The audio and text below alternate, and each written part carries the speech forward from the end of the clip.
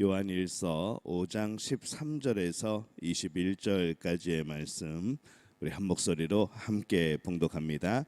내가 하나님의 아들의 이름을 믿는 너희에게 이것을 쓰는 것은 너희로 하여금 너희에게 영생이 있음을 알게 하려 함이라.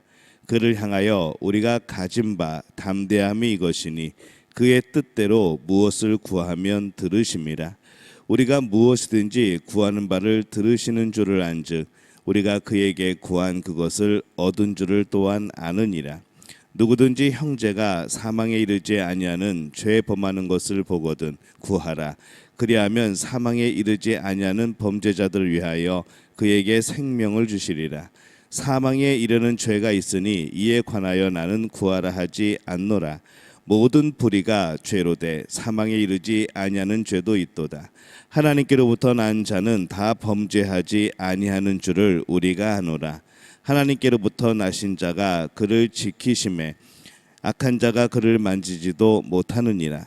또 아는 것은 우리는 하나님께 속하고 온 세상은 악한 자 안에 처한 것이며, 또 아는 것은 하나님의 아들이 이르러 우리에게 지각을 주사 우리로 참된 자를 알게 하신 것과 또한 우리가 참된 자 곧 그의 아들 예수 그리스도 안에 있는 것이니 그는 참 하나님이시요 영생이시라. 자녀들아 너희 자신을 지켜 우상에게서 멀리하라. 아멘.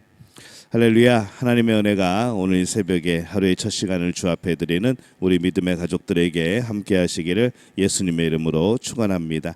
오늘 말씀은 이 요한일서의 이 마지막 부분이고 우리의 그런 믿음에 대한 또 우리의 신앙에 대한 또 하나님의 나라에 대한 확신에 대해서 말씀을 하고 있습니다.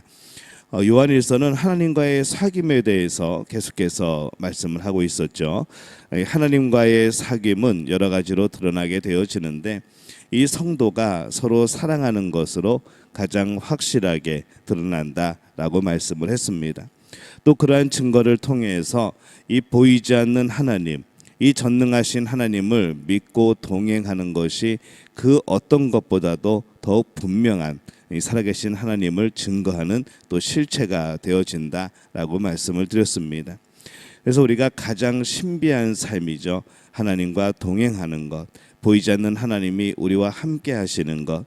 그래서 이 하나님과의 사귐과 또 믿음의 확신을 하며 우리는 이 땅에서 그렇게 신비한 삶을 살아가게 되는 겁니다.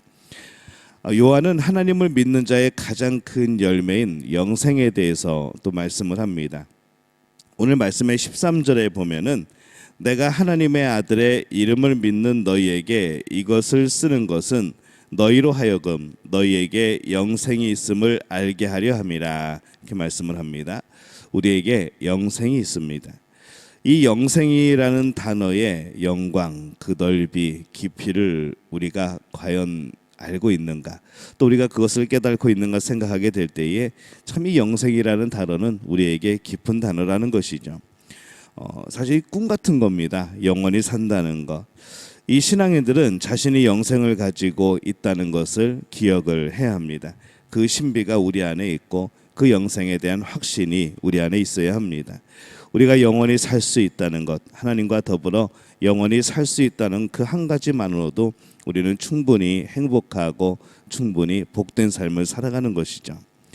오늘 사도 요한은 기도에 대해서 이렇게 말씀을 합니다. 14절에 보면은 그를 향하여 우리가 가진 바 담대함이 이것이니 그의 뜻대로 무엇을 구하면 들으심이라. 이렇게 말씀을 합니다.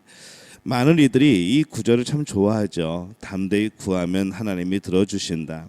그런데 이 구절은 좀 더 생각해 보면은 이 기도에 대해서 말씀하고 있지만은 사실은 영생이라는 문맥 속에서 우리가 이 기도를 우리가 한번 해석을 할 필요가 있습니다. 먼저 이 구절에서 그의 뜻대로 무엇을 구하면 들으심이라 이렇게 말씀을 할 때에 이 그의 뜻대로 여기서 우리가 좀 더 이것을 주목해야 되죠. 사실은 이 구절은 주신다는 거기에 초점을 맞추는 것보다는 그의 뜻대로라는 것에 더 주의를 기울여야 될 필요가 있습니다. 지금까지 기도하였을 때 우리가 과연 많이 얻었는가? 때로는 얻지 못한 것들이 많이 있죠. 그것은 우리가 이 주의 뜻을 따라서 기도하지 않은 경우들이 많았다는 것을 또 뜻하기도 합니다. 우리가 생각하고 보기에 좋아 보인다라고 해서 그게 모두 다 하나님이 기뻐하시고 주의 뜻이 되는 것은 아닙니다. 저마다의 사명이 있고 저마다의 가는 길이 있는 것이죠. 자신에게 영생이 있음을 모르는 사람은 여전히 채워지지 않아서 이것저것 그렇게 있어야 하는 줄을 압니다. 이 영생이라고 하는 것은 사실은 모든 것을 가진 것이죠. 하지만은 이 영생을 온전히 모르고 믿지 않는 이들에게는 늘 채워지지 않는 우리의 삶만이 보일 뿐입니다. 그러나 자신에게 영생에 있는 사람들은, 그것을 아는 사람들은 가장 좋은 것을 가졌기에 이제는 좀 여유가 있는 것이죠. 마음의 여유가 있고, 그래서 우리가 영생을 가진 우리가 이 땅을 잠시 살아가면서 과연 필요한 것이 무엇일까, 그것에 대해서 선별할 수 있는 그런 마음이 있는 겁니다. 그가 하나님의 뜻대로 구하였기 때문에 구한 것을 얻는 것은 또 당연한 것이죠. 우리의 기도가 여전히 세상에 가난한 사람들처럼 그렇게 머물러 있다고 한다면은 우리는 좀 더 우리의 신분이 누구이고 우리가 어떠한 사랑을 받고 무엇을 이미 얻은 자인가를 생각해 볼 필요가 있습니다. 이미 우리는 사실 가장 중요한 것을 가진 사람입니다. 그래서 이 세상의 것에 있어서 당당한 거죠. 세상에서 뭐가 좀 없어도 우리에게 있는 영생, 우리와 동행하시는 하나님을 인하여서 우리는 당당할 수 있는 겁니다. 세상에 쓸데없는 것에 대해서 욕심을 내지 않게 되는 것이죠. 가장 좋은 영생을 가지고 있기 때문에 우리는 그렇습니다. 이 하나님의 백성은 자신이 어디에 속하였는지 확실히 기억할 필요가 있습니다. 18절 말씀에 보면은 하나님께로부터 난 자는 다 범죄하지 아니하는 줄을 우리가 아노라. 하나님께로부터 나신 자가 그를 지키심에 악한 자가 그를 만지지도 못하느니라. 이렇게 말씀을 합니다. 우리는 하나님께로부터 난 사람들입니다. 하나님께 속한 사람입니다. 그래서 범죄하지 아니하는 사람이다라고 오늘 말씀을 하죠. 여기서 이 범죄는 앞에서 나온 이 사망에 이르는 죄, 이것을 의미를 합니다. 여전히 우리가 연약해서 죄를 범할 때도 있지만은 또 여전히 우리는 하나님께 속한 자라는 것이죠. 내가 죄를 범했다고 하나님께 속하지 않은 자가 되는 것이 아니라는 겁니다. 그래서 우리는 늘 연약함 때문에 범죄하지만 여전히 하나님께 속한 자입니다. 그래서 우리가 늘 생각할 때에 우리 죄에 대해서 어쩔 수 없이 끌려다닌다, 내가 어쩔 수 없이 죄를 지었다 라는 그것이 우리에게는 굉장히 변명이 될 수 있다는 것이죠. 우리의 연약함이 나도 모르는 사이에 범죄함으로 이어질 수는 있지만은 그것이 우리 하나님과의 관계를 끊지는 못하는 겁니다. 하지만은 여전히 어쩔 수 없이 범죄에 끌려다닌다, 매번 반복이 되어지고 매번 똑같은 일이 되어지고 한다면은 어쩌면 우리는 이 영생, 하나님과의 동행하심에 대한 확실한 믿음이 없는 것일 수도 있다는 것이죠. 하나님께로부터 나신 자가 그를 지키시며 악한 자가 그를 만지지도 못하느니라. 예수님께서 우리를 지키시기에 사탄이 우리를 만지지도 못한다라고 말씀을 합니다. 자신의 욕심을 위해서 범죄하면서 마치 악한 자가 자신을 강하게 메어서 내가 어쩔 수 없어서 그렇게 하는 것처럼 말하지 말라는 것이죠. 우리가 믿음으로 서기를 원한다면, 우리가 하나님의 말씀편에 서기를 원한다면 주님은 우리를 지키셔서 사탄이 우리를 만지지 못하도록 막아주신다는 겁니다. 사탄은 우리보다 비교할 수 없이 강한 존재입니다. 하지만은 우리가 또 한편으로 생각해 보면은 예수님께 비하면은 정말 비교가 되지 않을 정도로 약한 존재가 사탄이라는 거죠. 그렇기 때문에 우리가 정말 중요한 것은 무언가 하면은 우리의 소속을 확실하게 하는 겁니다.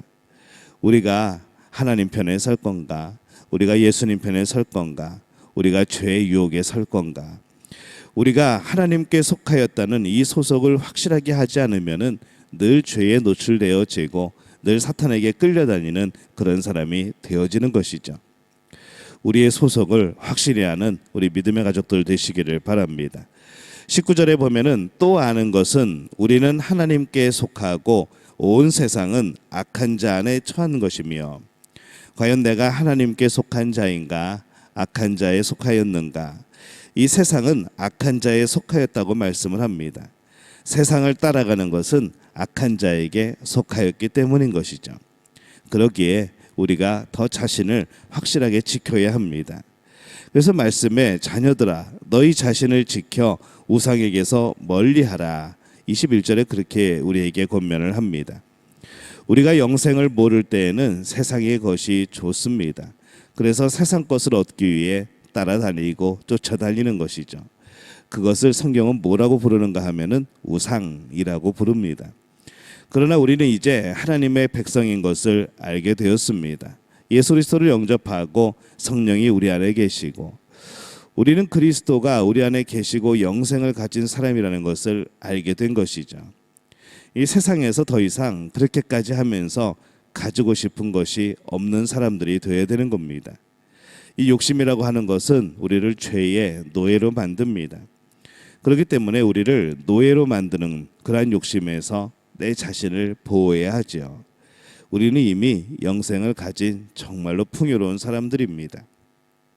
무엇보다도 우리의 삶 속에서 내가 하나님께 속하였다는 것을 늘 기억하는 우리 모두가 되어지시기를 바랍니다.